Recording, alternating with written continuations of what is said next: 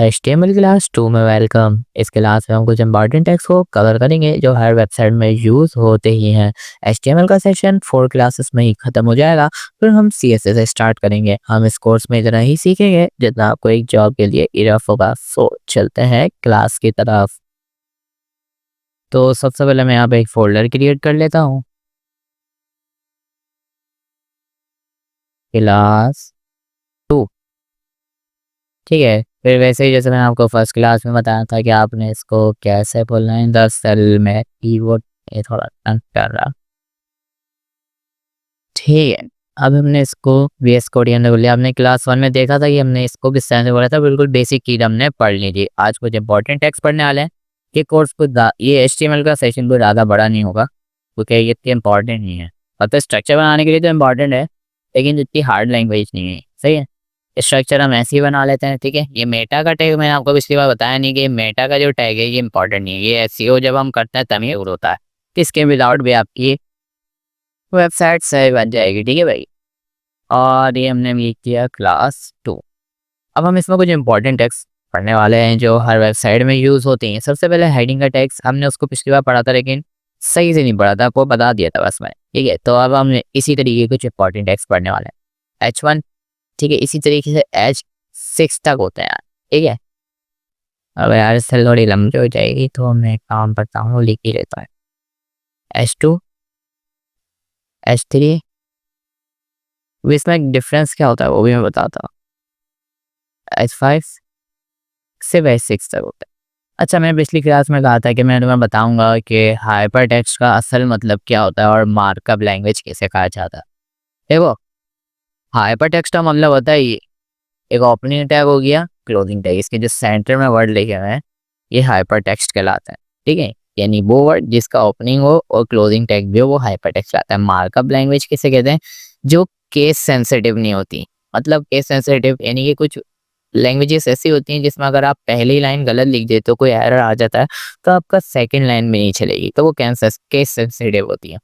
इसमें अगर आप कोई सा भी टैग बना दोगे ना, अगर कुछ भी लिख दोगे, कुछ भी का भी टैग बना सकता है आप इसमें भाई। आपने यहाँ पे लिखा से कुछ भी, ठीक है, और आपने इसका कुछ भी लिख दिया, देखिए देखो क्लोजिंग टैग बन गया, इसमें कोई एरर नहीं दिया सॉफ्टवेयर। आप इसके अंदर कुछ लिख भी दोगे तो ये तब भी चल जाएगा, लेकिन हम ऐसा करते नहीं है। क्यों नहीं करते मैं अभी बताऊँ। ये देखो, ओपन विद लाइव सर्वर, मैंने तुम्हें पिछली क्लासेस में बताया था कि ये कैसे चलता है। ठीक है, रुको यार इसको चला।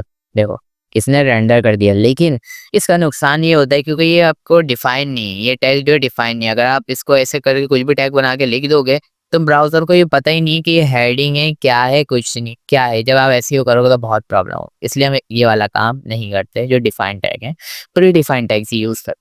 ठीक है, तो मैंने तुम्हें बता दिया हाइपरटेक्स्ट मार्कअप लैंग्वेज का सर्वर क्या है। वो लैंग्वेज जो केस सेंसिटिव नहीं है जी। ठीक है, सही। अब देखो, मैं तुम्हें दिखाता हूँ इन 6 में फर्क। ये सारी हेडिंग्स के लिए यूज होती हैं। जैसे तुम कभी कोई वेबसाइट में आओगे उसमें हेडिंग लिखोगे ना, तो ये सारी हेडिंग्स के लिए यूज होती हैं। ठीक है, अब तुम्हें इसमें भी खुद ही फर्क पता लग जाएगा। सही है भाई। अरे यार मेरा कीबोर्ड, तो देखो H1 ये है, H2 वाली हेडिंग ये है, H3 वाली हेडिंग ये है, H4 वाली हेडिंग ये है, H5 वाली ये है और H6 वाली ये। ये जितने नीचे जाते रहोगे उतना छोटा होता रहेगा, छोटा होता रहेगा, छोटा होता रहेगा। सिर्फ H6 तक हेडिंग होती है। ठीक है, वैसे हम ज़्यादातर H2 H3 करते हैं, बाकी का काम हम CSS से कर लेते हैं। CSS की क्लासेस बहुत इंपॉर्टेंट होने वाली है, उसको मिस नहीं करना, उसमें बहुत कुछ सीखने को मिलेगा। तो ठीक है, हेडिंग की बात कर ली हमने। अब तुम इस टेक्स्ट को याद कैसे करोगे यार? हेडिंग का पहला वर्ड क्या होता है? H, तो H1 H2 H3 इस तरीके से। ठीक है भाई, पैराग्राफ्स के लिए लिखोगे तुम P। ठीक है, पैराग्राफ का पहला वर्ड क्या होता है? P। इसी तरीके से ये आपको मैंने पिछली क्लास में बताया था कि ये पैराग्राफ लिखने के लिए होता है। ये देखो, ये पैराग्राफ, जब भी आप पैराग्राफ लिखो, अब देखो इन टेक्स्ट को हम यूज ही क्यों करते हैं? इसलिए यूज करते हैं जब आप इसको गूगल में अपलोड करोगे। जैसे तुम यहाँ पे आके कुछ वेबसाइट्स देखो, मिसाल के तौर पे परफ्यूम की देखते हो। ठीक है, आपने परफ्यूम सर्च करा, ये वेबसाइट ऊपर क्यों आ रही है? एक तो इन्होंने अपने इस कीवर्ड पे ऊपर कोई रेट दिया हुआ होगा गूगल को, ठीक है। दूसरा इनकी एसईओ अच्छी होती है। एसईओ क्या होती है ये हम बाद में सीखेंगे। इसे सर्च इंजन ऑप्टिमाइजेशन होता है, जो किसी भी एल्गोरिदम में ऊपर रैंक करने के लिए यूज होता है, ठीक है। अब इस फिलहाल इतना समझो, इतना इंपॉर्टेंट नहीं, आगे चल के हम वो भी सीख लेंगे, ठीक है। तो एक पैराग्राफ का टैग हो गया। और भी थोड़े इंपॉर्टेंट टैग्स होते हैं, जैसे डिफ। डिफ का टैग क्या होता है, ये जब तुम सीएसएस सीखोगे तब तुम्हें ज़्यादा अच्छे से समझ आएगा। इस फिलहाल तुम इतना समझ लियो, डिफ का जो टैग है ये कंटेनर होता है, ठीक है। यानी कि आप इसको शेप वेप दे सकते हो। अगर मैं तुम्हें थोड़ी सी सीएसएस अप्लाई करके दिखाऊं इसमें, तो ये अभी देखो तुम कंफ्यूज नहीं होना ये क्या हो रहा है, हम ये आगे सब सीख, टेंशन वाली कोई बात ही नहीं। ये भाई,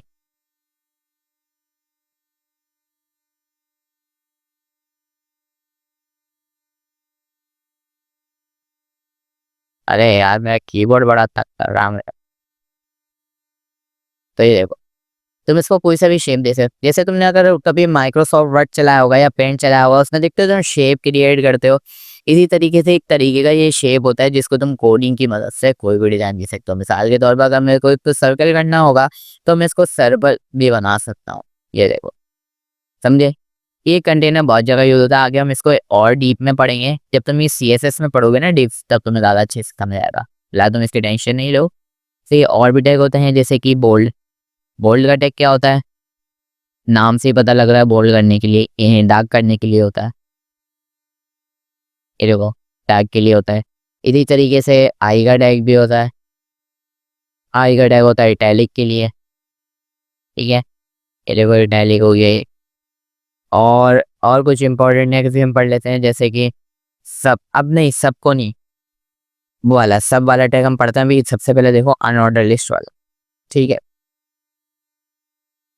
अनऑर्डर लिस्ट वाला, अनऑर्डर लिस्ट का टैग तुम कैसे याद करोगे, जूएल अनऑर्डर लिस्ट, सही है। अनऑर्डर यूज है अनऑर्डर एल्स लिस्ट। अब इसके अंदर तुम कुछ लिस्ट बनाते हो, लिस्ट बनाने के लिए, लिस्ट बनाने का टैग क्या होता है, एल आई। देखो नाम से ही ना, लिस्ट और एल आई, इस तरीके से याद करना है। अब ये इसका और क्या होता है मैं अभी थोड़ा समझाता हूँ, फिर और मैं कुछ देख लूँ इस पर।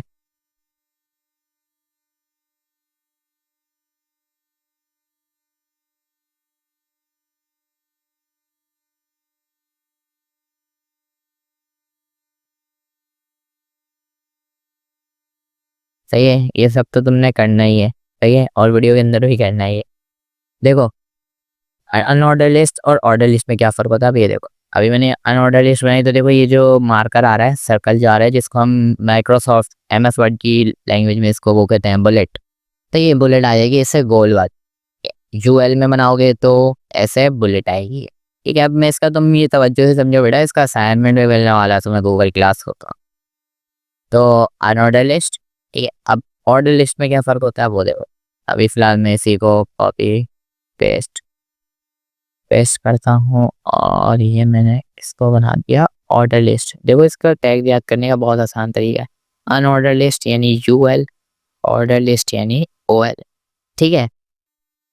अब ऑर्डर लिस्ट में फ़र्क ये है, ऑर्डर लिस्ट में ये होगा कि 1 2 3 4 5, सही है। तरीका क्या होगा, एक तुम अनऑर्डर लिस्ट का टैग बनाओगे यूएल क्लोजिंग, उस क्लोजिंग और ओमनी टैग के बीच के अंदर एल आई का टैग बनाओगे, जो तुम्हारी लिस्ट बन जाती है। अब तुम सोच रहोगे लिस्ट को, ये जो ये है गोल गोल जो, जिसको हम बुलेट कहते हैं, ठीक है, इसको भी क्या डिजाइनिंग की जा सकती है, तो हाँ सीएसएस में इसकी भी डिजाइनिंग हो जाती है, इसका कोई इश्यू नहीं होता, ठीक है। और हाँ एक और टैग, ठीक है, इम्पॉर्टेंट है। इसका मैं तुम्हें असाइनमेंट दूंगा तो जो समझो, ये होता है हॉरिजॉन्टल। अब कुछ टैग ऐसे होते हैं जिसका ओपनिंग और closing tag, sorry closing tag नहीं होता, वो खुद ही में ही सेल्फ क्लोजिंग टैग होता है, ये कहलाता है सेल्फ क्लोजिंग टैग, ठीक है। आता है। अब ये देखो, मैंने हॉरिजॉन्टल लगाया तो बीच में कहीं, और इस वाले टैग को कैसे याद करोगे, हॉरिजॉन्टल से। हॉरिजॉन्टल यानी एच आर, और बीच में तुम्हारी इसमें आ जाएगी लाइन, ठीक है। तो अब ये इन सबको यूज़ करते हुए मैं तुम्हें एक असाइनमेंट ये दूंगा गूगल क्लासरूम में, कि तुम्हें एक सीवी बनानी है, ठीक है। इसको नहीं पता सीवी क्या होती है, मैं अभी दिखा देता हूँ तो। करिकुलम बताया होता है, यानी कि जिसमें जो हम, ये देखो इस तरीके की होती है। चाहे तो तुम चैट जीपीटी से भी आगे पूछ सकते हो कि चैट जीपीटी भाई सिंपल सीवी में कौन कौन से, सो इसको मैं थोड़ा सा सिंपल टीवी में कौन कौन सी हेडिंग होती है। ये देख, ये तो मैं इसने बता दिया। ये चाहो तो तुम इसका स्क्रीनशॉट भी ले लो कि अभी ये सर्टिफिकेट ज़रूरी नहीं है, लैंग्वेज ज़रूरी नहीं है, रेफरेंस ज़रूरी है इसमें, ठीक है। एजुकेशन, ऑब्जेक्टिव, करियर समरी, इस तरीके से तुम्हें एक सीवी पूरी क्रिएट करनी है, ऐसा है। तो ये स्किल्स में तुम इस तरीके से लिखोगे, एक्सपीरियंस में भी यही बुलेट बनाओगे। ठीक है, चाहो तो स्किल्स पे तुम ये वाली ऑर्डर लिस्ट भी यूज़ कर सकते हो, ठीक है। तो इन टैग्स की टेंशन नहीं लेना, ये मैं व्हाट्सएप चैनल पर सारे टैग लिख के दे दूंगा, सही है, तो तुम्हारे को तो मसला नहीं होगा। सो अब आ जाते हैं थोड़ी थ्योरी बात। थ्योरी ये इसमें है कि कुछ टैग्स ऐसे होते हैं जो ब्लॉकचेन होते हैं और कुछ टैग ऐसे होते हैं जो ब्लॉकचेन नहीं होते, इनलाइन चेन होता है, ठीक है। अब तो बोलोगे भाई ये ब्लॉकचेन क्या है, इनलाइन चेन क्या है। तो ब्लॉकचेन ये होता है, जैसे मैं तुम्हें मिसाल के तौर पे लिख के दिखाता हूँ। अब देखो, इसको मैं कमेंट कर देता हूँ। कमेंट करने के लिए तुमने सिंपल ये करना है कि कंट्रोल क्वेश्चन मार्क दबाओगे तो कमेंट हो जाएगा ये, सही है। ये सॉफ्टवेयर के अंदर, ये कमेंट करने के अंदर, वैसे ये किसी और उसमें जाओगे तो तुम्हें पूरा पूरा लिखना पड़ेगा। इसमें ये फ़ायदा है कि आप डायरेक्ट सेलेक्ट करके कंट्रोल क्वेश्चन मार्क दबाओगे तो कमेंट हो जाएगा। फॉर्मेट क्या होता है, ये देखो अभी उधर गया, सब गायब हो गया।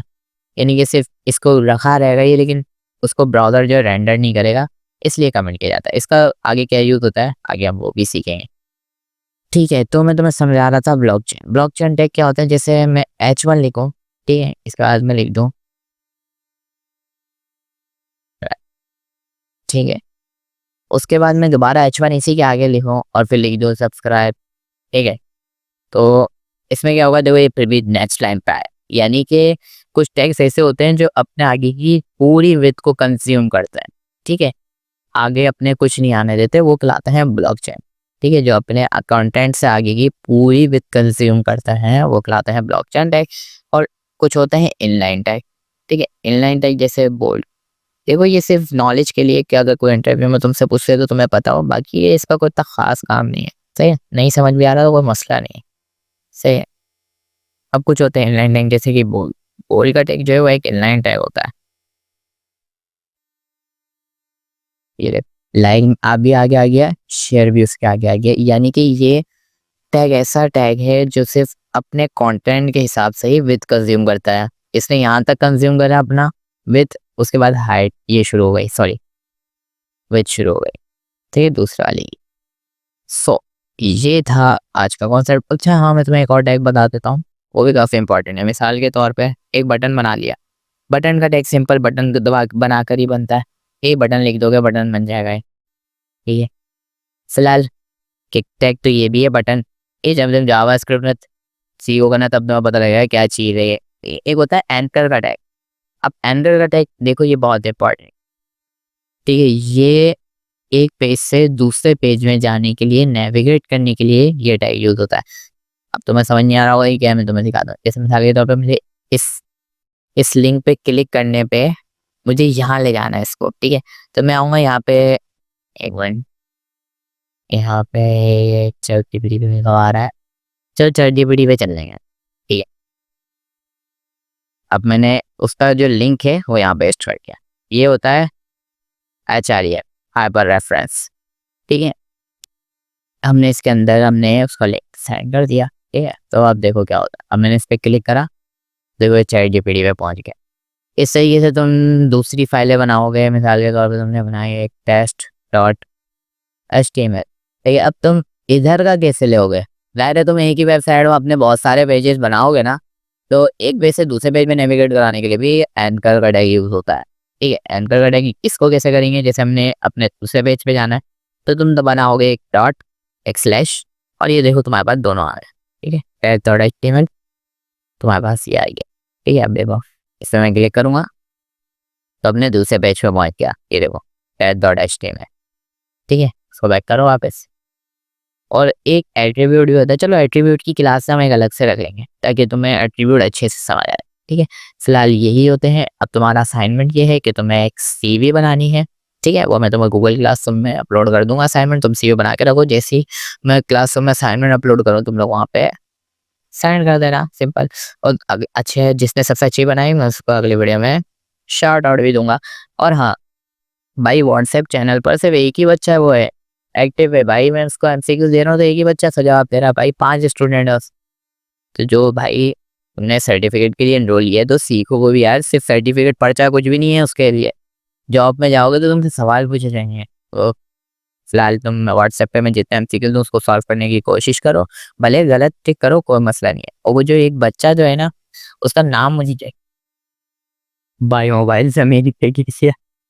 अच्छा, जो बच्चा मुझे वो कमेंट कर रहा है ना, यानी कि हर व्हाट्सएप पे जो मुझे एमसीक्यूज के सही जवाब दे रहा है, रिएक्शन कर रहा है, उसका कमेंट में नाम बताओ, मैं उसको अगली वीडियो में अप्रिशिएट करूँगा।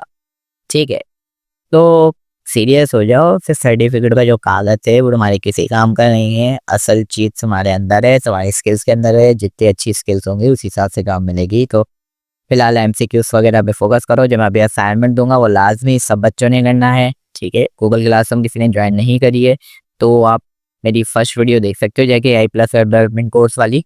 उसमें आपको तरीका पता लग जाएगा, वहाँ मैंने लिंक भी दी। देखो, गूगल क्लासरूम अगर नहीं ज्वाइन करोगे तो तुम्हारी प्रैक्टिस अच्छी नहीं होगी और एक इंस्टीट्यूट वाला माहौल नहीं लगेगा, क्योंकि इंस्टीट्यूट में गूगल क्लासरूम में ही असाइनमेंट दिए जाते हैं। सो सीरियस हो जाओ यार, पढ़ लो सही। चैनल को सब्सक्राइब करो। अगली 2 क्लासेस के अंदर मैं पूरा HTML कोर्स कवर कर दूंगा। फिर उसके बाद हम आ जाएंगे CSS बहुत इंपॉर्टेंट है, और CSS में ऐसे ही सिखाऊंगा कि किसी ने नहीं सिखाई होगी, एकदम प्रो कर दूंगा उसमें तुम लोगों को। तो चैनल वाली कोई बात नहीं है, वीडियो को लाइक कर दो, चैनल को सब्सक्राइब कर दो और जाके इनरोल कर लो सर्टिफिकेट के लिए, जिसने इनरोल नहीं किया। अभी काफ़ी स्टूडेंट्स की जगह बाकी है।